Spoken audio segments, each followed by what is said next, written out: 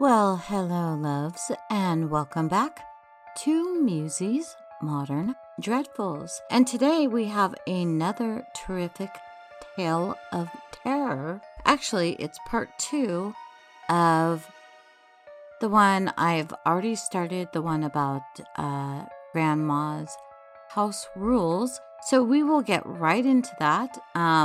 If you are hearing this first, there should have been a part 1. So go back and enjoy.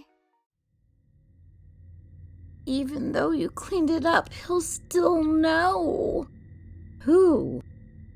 She looked at me. The spirit of the house. The spirit of the house? Despite how skeptical I was of ghosts, spirits, and everything paranormal, I felt a shiver go down my spine. Wasn't it legend that ghosts and spirits don't like salt? That if you surrounded yourself with salt, you'd be protected from them? Propagating a superstition about spilling salt could be a ghost defense mechanism. If ghosts existed, which they absolutely do not. That night, I barely slept a wink. I stared at my ceiling as the minutes ticked by. 2 a.m., 3 a.m., 4 a.m. It was around 4:15 a.m. that I heard something stir. Thump, thump, thump, thump. Thump, thump, thump. Soft footsteps from overhead, from the attic. Every muscle in my body froze as I listened to the steps migrate towards Grandma's end of the house. Then, the metallic whine of the attic stairs being pulled down, followed by more footsteps. I forced myself out of bed. It took a huge heaping serving of courage to do so, but I did it. When I finally got to the door and pulled it open, the hallway was empty. Maybe the ghost is here right now, staring at me, and I just don't know it. No, shut up. Ghosts don't exist, you idiot. The back of my neck prickled with the distinct, awful feeling of being watched. But rather than run back into my room, believe me, I really wanted to, I ran to check on Grandma. Her door hung open, as usual at this point. Grandma, are you okay? Her bed was empty. Grandma, where are you? And that's when I heard the soft sounds of sobbing below. I ran down the stairs, nearly slipping, and burst into the kitchen. Grandma stood in the kitchen. In front of her stood the spirit of the house. Not some dark, ethereal specter, not some white, translucent ghost. A man of flesh and blood. His brown beard was unkempt and messy, his blue eyes wild. He wore tattered clothes, black boots, and a yellow-toothed grin. You've broken the rules of the house, he whispered, stepping toward her. She flinched and took a step back. Please, don't hurt me, she sobbed. I'm the man of the house. I make the rules.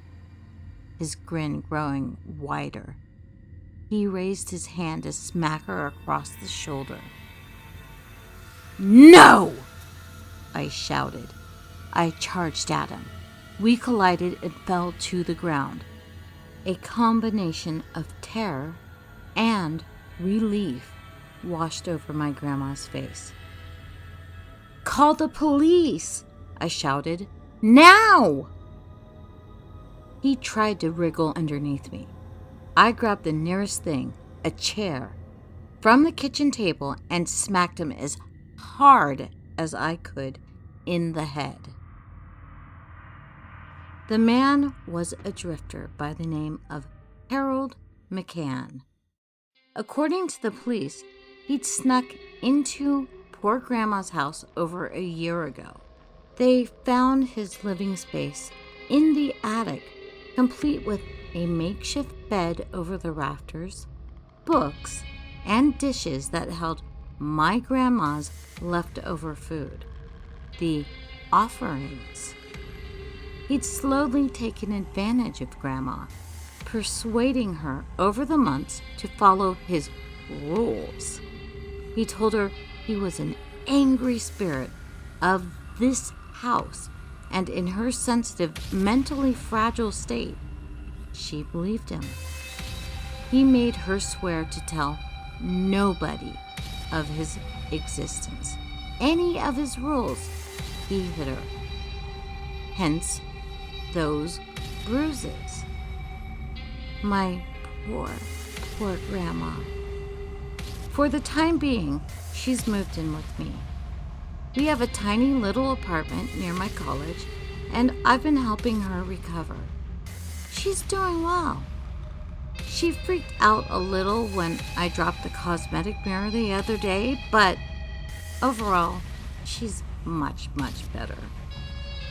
She even whistles inside the apartment now, and it's the sweetest sound I've ever heard.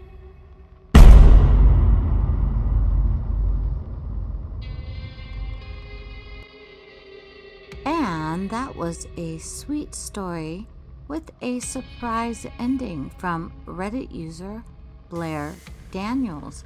And you'll be seeing hearing a lot of her stuff on this channel. And all links will be below. But for now, let me give you a bonus. Here we go. This bonus comes from my good friend, Bunny B03.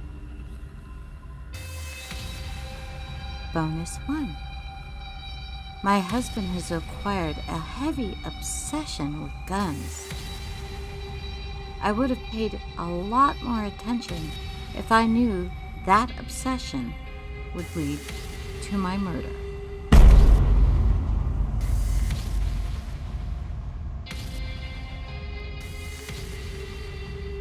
Two. The first shot misses to throw him off about my accuracy. I smile as the second shot rings through the air and makes contact with his crotch.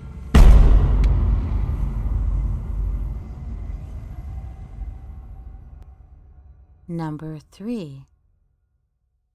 After the final cut, the once beating organs still warm in my hands. The first promise he ever made was that I'd always be the keeper of his heart.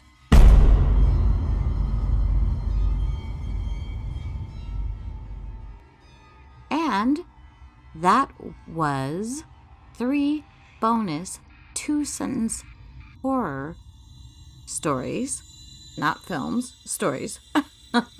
They were all written by Bunny B03, a good friend of mine and of this channel. And I thought I would go back to adding some of those to the end of stories every now and then. In the meantime, I want to let you know that Hood Horror and I finally dropped a collab.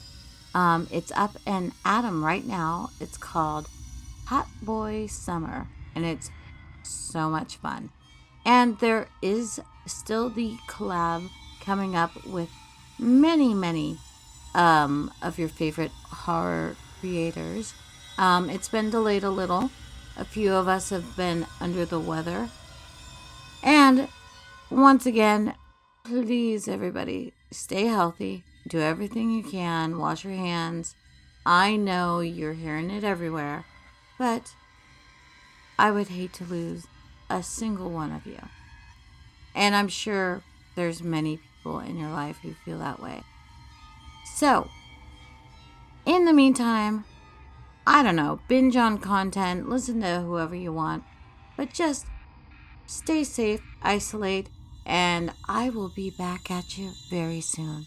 Okay, so first, this is after the outro. So, first story was by BlairDaniels, and those bonus stories were by Bunny B03. I'll talk to you soon. Bye now.